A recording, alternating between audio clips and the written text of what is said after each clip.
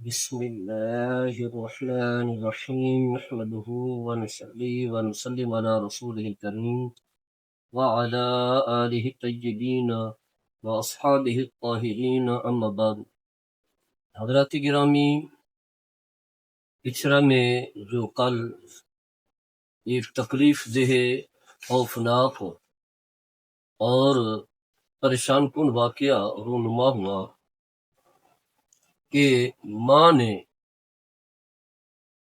اپنے 3 چھوٹے چھوٹے بچوں کو، 2 بیٹیاں اور 1 بیٹا، جن کی عمریں جو ہیں، بڑی بیٹی کی جو ہے کوئی 4 سال جیسے کم و بیش، پھر بیٹا ہے، اور اس کے بعد ایک 1.5 سال جیسے کم و بیش کی چھوٹی بیٹی ہے. تینوں کو بے دردی کے ساتھ ماں قتل کر دیتی ہے. اب یہ سوچنے والی بات ہے کہ ماں تو اپنی اولاد پر مہربان ہوتی ہے، اس سے بڑھ کر کے اور کیا مہربانی ہو سکتی ہے کہ ماں اپنے بچوں کو پیٹ میں رکھتی ہے. اور اللہ نے ماں کے اس احسان کا اور اس تکلیف دہ مرحلے کا تذکرہ بھی کیا ہے. فرمایا کہ حملتہ امہ کرہا ووضعتہ کرہا وحملہ وفصالہ 30 شہرا.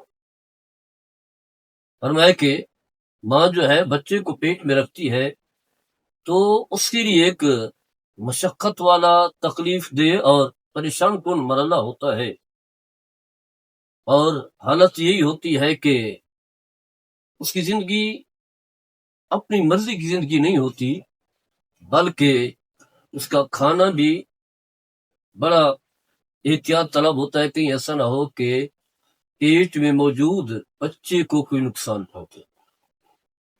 سونا ہے، کس کروٹ لیٹنا ہے، گھر کا کام کاج نہیں کرنا، سیڑھیاں نہیں چڑھنی، ایسے بہت سارے کام جو وہ کرنا چاہ رہی ہوتی ہے، اس وجہ سے نہیں کرتی کہ پیٹ میں موجود جو بچہ ہے اسے کوئی تکلیف نہ پہنچے، اس کی جان کو کوئی نقصان نہ پہنچے. اسی کی فکر میں جو ہے وہ کئی مہینے جو ہے تکلیف میں، مشقت میں اور پریشانی میں گزار دیتی ہے. اس کا تذکرہ اللہ تبارک و تعالیٰ نے اسی آیہ کریمہ میں کیا ہے. اس کے بعد جو ہے جب بچہ جنم لیتا ہے تو یہ بھی ماں کے لیے ایک تکلیف دہ، پریشان کن اور ایک حزن و ملال والا مرحلہ ہوتا ہے. یہاں تک کہ بسا اوقات ماں کی جان چلی جاتی ہے، لیکن ماں کو اپنی جان کی پرواہ نہیں ہوتی، اسے فکر ہے تو اس بچے کی ہے جو اس دنیا میں آنے والا ہے. بس وہ بچہ اس دنیا میں آ جائے، وہ خوش خرم ہو، تندرست ہو، صحت مند ہو، زندہ ہو، اپنی کوئی پرواہ نہیں ہے، چاہے موت آ جائے، خاتمہ ہو جائے، کچھ بھی ہو جائے. یہ دوسرا مرحلہ بھی اللہ تبارک و تعالیٰ نے قرآن مجید میں ذکر کیا ہے، ووضعتہ کرہا.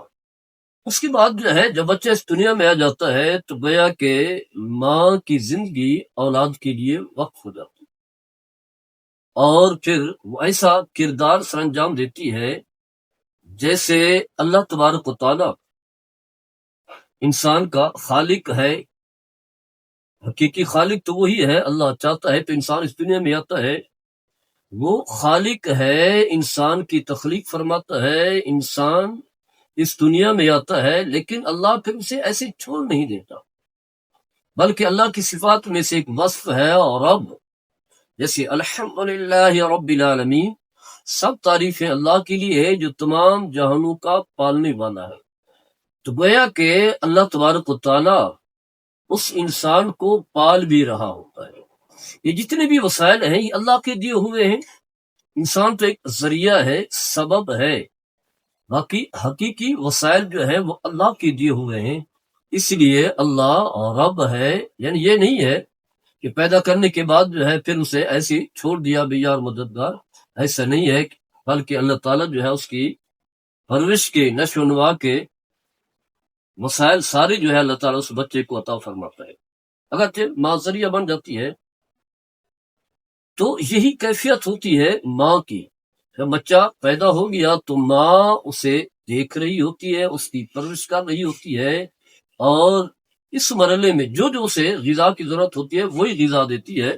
کوئی ایسی سخت غذا نہیں دیتی جو بچہ نہ کھا سکے نہ پی سکے، ایسا کیونکہ اس نے بڑھنا ہوتا ہے تو اس کی ضروریات کو ملحوظ خاطر رکھتی ہے۔ اور پھر اللہ تبارک و تعالیٰ نے ماں باپ کی صفات میں سے ایک وصف یہ بھی بیان کیا ہے، اور رب، جیسے اللہ نے ہمیں دعا سکھائی ہے، 15ویں پارے میں ہے رب ارحمہما کما ربیانی صغیرا، ربیا، رب جو ہے یہ وصف ہے پالنے والا، اور ربیا یہ ماضی کا صیغہ ہے، اسی سے بنا ہے، اور رب سے اے اللہ تو میرے ماں باپ پر رحم فرما جس طرح کہ انہوں نے مجھے پالا۔ ربا اور ربیا ماں باپ ہیں، دونوں ہیں، تصنیہ کا صیغہ استعمال ہوا جب کہ میں چھوٹا تھا، محتاج تھا ان کے رحم و کرم پر۔ تو گویا کہ ماں جو ہے ایک رب کا کردار بھی ادا کر رہی ہوتی ہے، اسے پال بھی رہی ہوتی ہے، جیسا کہ اللہ نے اس کا تذکرہ کیا وَحَمْلُهُ وَفِصَالُهُ 30 شہرا، یعنی کم از کم 2.5 سال جو ہے یا 2 سال، علماء کی مختلف آراء ہے، 2 سال جو ہے اس نے اپنے بچے کو اپنا دودھ پلانا ہے، اور اللہ اس ماں کو دودھ دیتا بھی ہے اور وہ دودھ اسے پلا بھی رہی ہوتی ہے۔ تو اتنا مہربان ماں، ایک حدیث پاک میں آتا ہے کہ ایک جہاد کے موقع پر، غزوہ کے موقع پر چند لوگ گرفتار ہوئے، ان میں سے خواتین بھی تھیں، تو ایک خاتون تھی جو بھی اسے بچہ ملتا تھا اسے اپنے سینے میں لگاتی تھی، اور یہی کہ بچہ جو ہے اسے یاد آتا تھا، بچے کو دودھ پلاتی تھی، جو بھی بچہ اسے نظر آتا اسے اپنے سینے سے لگا لیتی، اسے دودھ پلاتی۔ تو مطلب یہ ہے کہ ماں کے دل میں اولاد کی محبت ہوتی ہے، یہاں تک کہ باپ سے بھی بڑھ کر کے ہوتی ہے، جیسا کہ حدیث پاک میں آتا ہے، ایک صحابی رسول اللہ صلی اللہ تعالی علیہ وسلم کی بارگاہ میں حاضر ہوتے ہیں اور عرض کرتے ہیں یا رسول اللہ صلی اللہ تعالی علیہ وسلم، میرے حسن سلوک کا سب سے زیادہ حقدار کون ہے؟ تو آپ فرماتے ہیں اموں کا، تمہاری ماں ہے۔ پھر وہ سوال دہراتا ہے تو آپ بھی فرماتے ہیں اموں کا۔ تیسری مرتبہ پوچھتا ہے تو آپ بھی فرماتے ہیں اموں کا۔ جب چوتھی مرتبہ سوال کرتا ہے تو آپ فرماتے ہیں ابو کا۔ گویا کہ 3 بار آپ صلی اللہ تعالی علیہ وسلم جو جوامع الکلم ہیں، آپ کا ہر کلمہ جو ہے بے مقصد نہیں ہوتا، فصاحت و بلاغت پر مشتمل، حکمت پر مبنی، اور مقاصد کا، مطالب کا، مفاہیم کا ایک ڈھیر لے کر کے مکالمات ہیں۔ تو آپ نے جو 3 مرتبہ ارشاد فرمایا اسی بات کو واضح کرنے کے لیے کہ ماں کے احسانات اولاد پر زیادہ ہیں، کیونکہ وہ زیادہ خیال رکھتی ہے۔ اور اسی حدیث کے ساتھ جو ہے مولا علی قاری نے بھی لکھا ہے برقات شرح مشکات میں کہ کیونکہ ماں 3 مراحل جو ہے اس کے تکلیف کے ہوتے ہیں، جس کی وجہ سے آپ صلی اللہ تعالی علیہ وسلم نے ماں کے بارے میں فرمایا کہ یہی تمہارے حسن سلوک کی حقدار ہے۔ اور پھر ہم دیکھتے ہیں کہ ماں ایک ایسی عظیم نعمت ہے کہ اولاد کو جنت کی طرف لے کر کے جاتا، اور ماں باپ کی خدمت جو ہے جنت تک جانے کا وسیلہ ہے۔ تو المیہ یہ ہے کہ وہ ماں قاتلہ کیوں بن جاتی ہے؟ باپ بھی قاتل نہیں ہو سکتا کیونکہ وہ بھی اس کے جسم کا ٹکڑا ہے۔ ماں جو ہے جس نے اتنا پالا، اتنی مشقتیں اٹھائیں، اتنی تکلیف اٹھائی، جو اس کی آنکھوں کی ٹھنڈک ہے، بیٹا بھی ہے، بیٹیاں بھی ہیں، یعنی اللہ نے کس طرح کی نعمت عطا فرمائی، اور یہ نہیں دیکھا کہ یہ لوگ جو ہے غریب ہیں یا امیر ہیں، مالدار ہیں یہ تنگ دست ہیں، حالانکہ تنگ دست لوگ تھے، اور غریب آدمی جو ہے وہ تو نماز روزے کی طرف آتا بھی نہیں، لیکن اللہ نے اس پر بھی انعامات کی بارش کر دی، بیٹا بھی دیا اور بیٹی بھی دی۔ اولاد کے لیے لوگ تو بڑی بڑی دعائیں کرتے ہیں، لیکن کتنا بڑا المیہ ہے، ایک تو تربیت کی کمی ہے، پھر اس کے ساتھ ساتھ جو سننے میں آتا ہے حقائق پتہ نہیں کیا ہے، کیونکہ واقعات کیا ہے؟ یہ بھی ہے کہ باپ جو ہے شک کرتا تھا، نہیں دیتا تھا کہ یہ میری اولاد نہیں ہے، یہ بھی ہمارا المیہ ہے، حالانکہ حکم واضح ہے۔ رسول اللہ صلی اللہ تعالی علیہ وسلم نے فرمایا الوالد للفراش، جب نکاح ہو جاتا ہے، میاں بیوی بنتے ہیں، اس سے جو اولاد ہوتی ہے اولاد اسی کی ہوتی ہے، چاہے مرد ہو یا عورت گناہ کا ارتکاب بھی کر رہے ہوں، تو فرمایا ان کے لیے پتھر ہے، ان اولاد ان کی نہیں۔ اور پھر بدگمانی سے تو منع کیا گیا ہے، فرمایا کہ کثیرا من الظن اجتنبوا کثیرا من الظن، بہت ساری بدگمانی سے بچو، فرمایا ان بعض الظن اسم، بدگمانی جو ہے وہ تو گناہ ہے۔ ایسی جو ہے اس عورت کے لیے جو ہے پریشانی کا ذریعہ بننا، ایسے طرح طرح کے الزامات لگانا، اس کے ذہن پر جو ہے سوار ہو جانا، ہر بات پر جو ہے اسے تکلیف دینا۔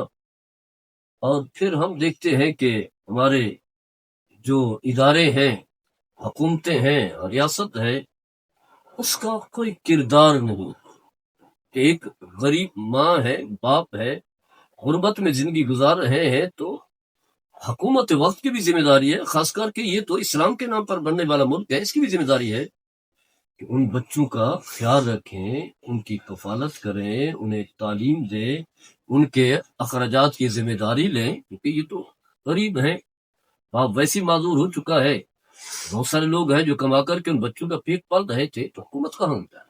حکومت کہاں ہے؟ اب جو ہے وہ ادارے بھاگ دوڑ کر رہے ہیں اور اپنی جو ہے وہ دکھا رہے ہیں کہ ہم نے یہ کر لیا، تو ہم نے جو ہے مجرم پکڑ لیا، تھوڑے وقت میں پکڑ لیا، یہ تو بات کے مراحل ہیں۔ کم از کم ریاست کی بھی کچھ ذمہ داری ہے۔ ہم یہ دیکھتے ہیں کہ ریاست جو ہے اپنی ذمہ داری پوری نہیں کر رہی۔ اللہ تعالیٰ ان بچوں کو ان کے درجات بلند فرمائے، واضح ہے وہ تو معصوم ہے، محفوظ ہے، لیکن باپ کو اور اس بچوں کے جو باقی رشتہ دار ہیں، اللہ تعالیٰ انہیں صبر جمیل بھی دے۔ اور ماں بڑی سخت دل ماں ہے، اللہ تعالیٰ ایسی ماؤں سے بھی بچائے، کیونکہ ایک فرد کا قتل پوری نو انسانی کا قتل ہوتا ہے، جبکہ یہ تو 3 بچے قتل کر چکی ہے۔ یہ وہ بچے ہیں جو اس کی گود میں پلے ہیں، جنہوں نے اس کا دودھ پیا ہے، جنہیں اپنے سینے سے لگا ہے، ان کے لیے ماں جو ہے وہ قاتلہ بنی۔ اس سے آپ اندازہ کر سکتے ہیں کہ کتنا وہ سخت دل ہوگی، پتھر دل ہوگی۔ ایسے لوگوں کے بارے میں اللہ قرآن میں فرماتا ہے کہ اشد، فرمائے کہ مین الحجارت، فرمائے کہ سخت دل ہے پتھر، بلکہ پتھر سے بھی زیادہ سخت دل ہے۔ اللہ تعالی ہم سب کو اچھی رائے اختیار کرنے کی توفیق عطا فرمائے، شریعت کا دامن تھامنے کی بھی توفیق عطا فرمائے۔ وما علیہ الا البلاغ۔